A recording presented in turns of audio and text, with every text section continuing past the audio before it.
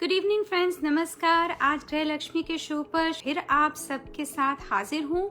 मैं आज आई हूँ एक बहुत ही अहम मुद्दे को लेकर और ये मुद्दा है डेंटल केयर इन प्रेगनेंसी।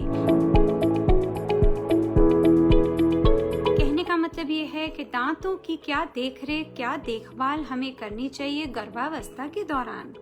आप सभी को मालूम है कि प्रेगनेंसी के दौरान हार्मोन्स बढ़ते हैं और बढ़ते चले जाते हैं, जैसे एस्ट्रोजन और प्रोजेस्टेरोन हार्मोन, और उसके कारण हमारे को केवल प्रेगनेंसी होने के कारण 4 किस्म की खास दांतों में तकलीफ आ सकती है। अब मुंह के अंदर जबान होती है, दांत होते हैं, मसूड़े होते हैं और पानी होता है यानी सलाइवा।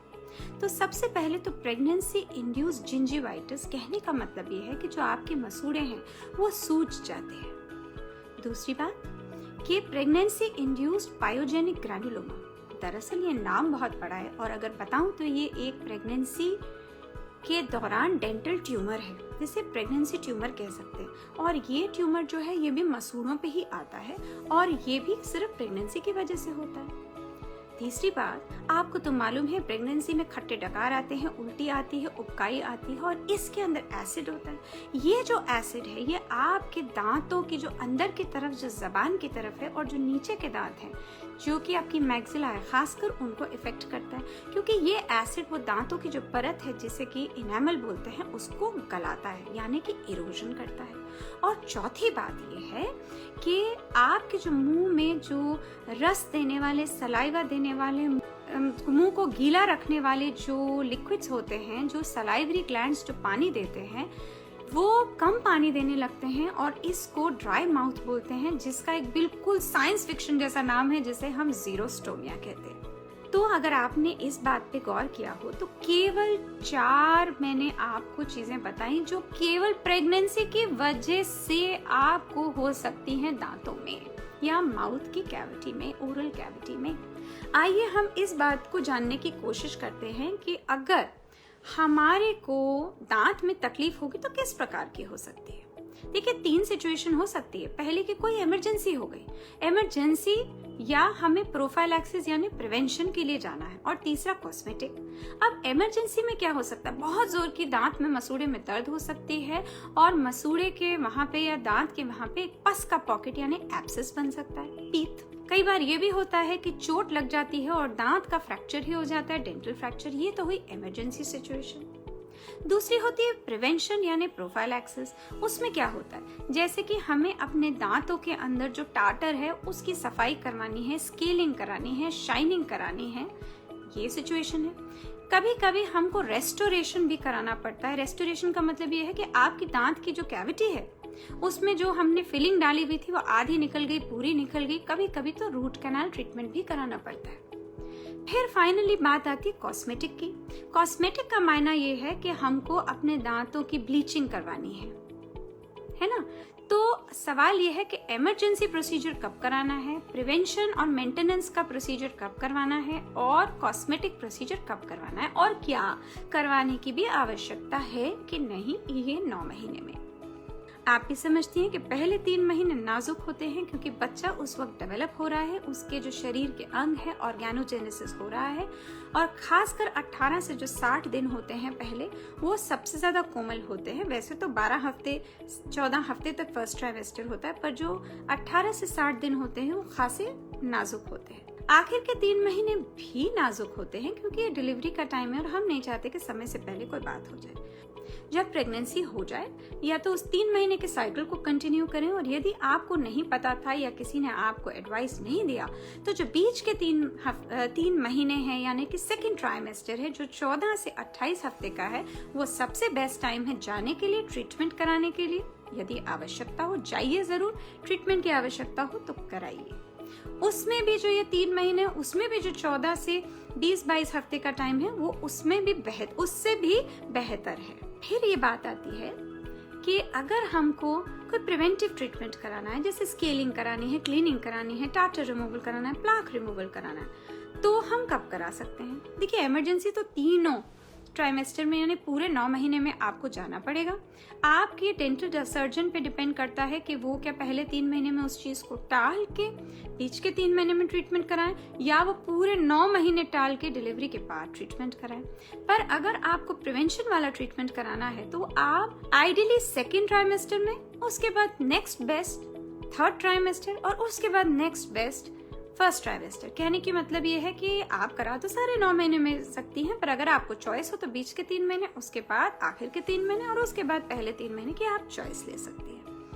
फिर बात आती है कि यदि आपकी कोई कैविटी वगैरह निकल जाए, फिलिंग निकल जाए या रूट कैनाल कराने की भी जरूरत है तो भी आप सारे टाइम करा सकती हो। सेकेंड ट्राइमेस्टर बेस्ट है।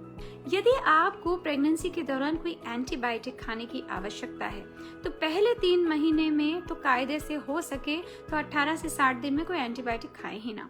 पर अगर उस इलाज में एंटीबायोटिक खाने की जरूरत है तो एंटीबायोटिक्स भी बेबी फ्रेंडली हैं कि नॉन बेबी फ्रेंडली हैं ये देखना पड़ता है। तो उसमें वो एंटीबायोटिक्स दी जाती हैं जो बेबी फ्रेंडली है और उसमें भी रिस्क पैरामीटर्स के हिसाब से दी जाती हैं। अब सवाल ये उठता है कि आप अगर प्रेग्नेंट है और आपको अपनी डेंटल केयर करनी है तो आप क्या करेंगे।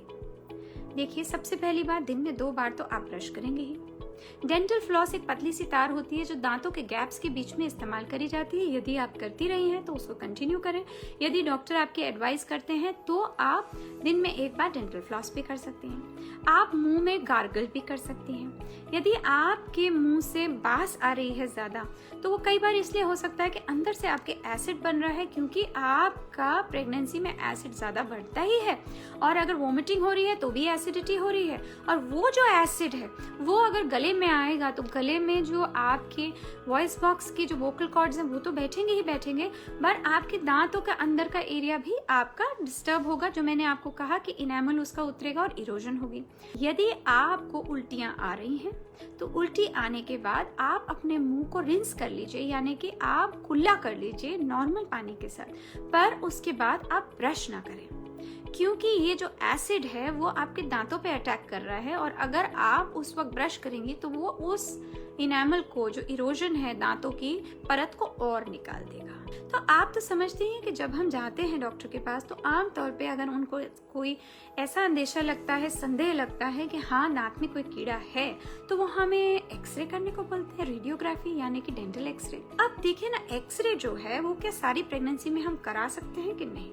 कायदे से एक्सरे नहीं कराना चाहिए, सिर्फ तब कराना चाहिए जब वो अति आवश्यक हो। तो कराने को तो आप तीनों ट्राइमेस्टर्स यानी 9 के 9 महीने करा सकती हैं, पर अगर कोई एक 3 महीना है जिसमें आपको बिल्कुल नहीं कराना चाहिए, यदि अति आवश्यक न हो, तो उसको कहते हैं पहला 3 महीना। क्यों? क्योंकि एक्सरे 16 हफ्ते तक बच्चे की बनावट में डैमेज कर सकते हैं, क्योंकि उसके अंग बन रहे हैं। पर अगर कराने की भी जरूरत है तो आप समझिए, एक ऊपर से नीचे की तरफ एक्सरे होता है, एक नीचे से ऊपर की तरफ होता है। नीचे से ऊपर की तरफ वाला ज्यादा बेहतर होता है। दूसरी बात, आपको अपने बेबी को, पेट में जो कोख में जो बच्चा है उसको प्रोटेक्ट करना है, तो आपको एक लेड एप्रन यानी एक किस्म का गाउन पहनने को दिया जाता है, जिसमें खासकर जो एप्रन है वो आपके पेट को, एब्डोमिनल शील्ड को प्रोटेक्ट करता है, साथ में थायराइड को भी प्रोटेक्ट करता है। ये पहना जा सकता है। यहाँ तक कि यदि आपके डॉक्टर, डेंटिस्ट डॉक्टर हो और वो खुद प्रेग्नेंट हो या उनकी नर्स असिस्टेंट भी प्रेग्नेंट हो तो उनको भी लेड एप्रन पहनाया जाता है।